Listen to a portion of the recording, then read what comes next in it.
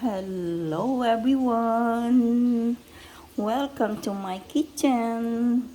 Ngayon po, tayo'y magluluto ng ampalaya with egg. Ayan. Nabit ko na siya. 4 na egg po yan.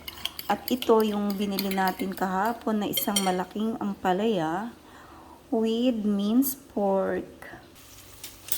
Yan. Ginisa-gisa ko na yung minced pork, tsaka nilagyan ko siya ng konting cherry tomatoes. Yan, gisa-gisa muna natin. Then, lalagyan na natin ang ating ampalaya. Yan, binabad ko siya sa hot water with salt para hindi masyadong mapait. Yan, dami yata guys. Isang piraso lang to pero ang dami niya oh. Nilagyan ko siya ng minced pork. Actually walang minced pork eh. Kaya lang para dumami siya, para kakainin namin ng 2 araw. Yan, ang sarap. Hindi pa siya luto pero masarap na guys ha. Yan, lagyan natin ng konting salt, konting sugar, halo-haloin. For sure, masarap to guys. Masarap.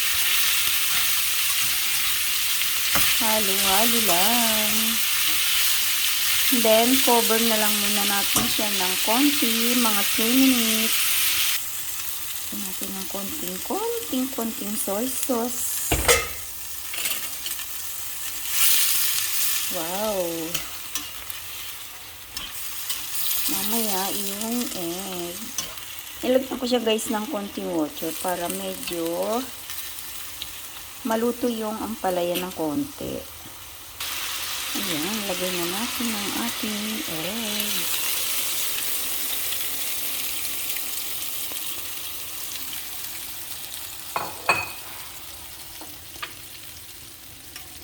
Halo-haloin.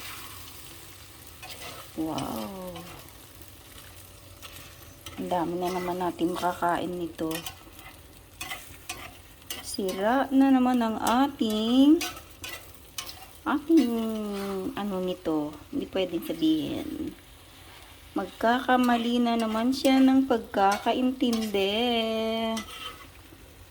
Pag binabanggit yung salitang yun, mali ang pagkakaintindi niya, kaya wag natin banggitin. Ayan, sarap guys.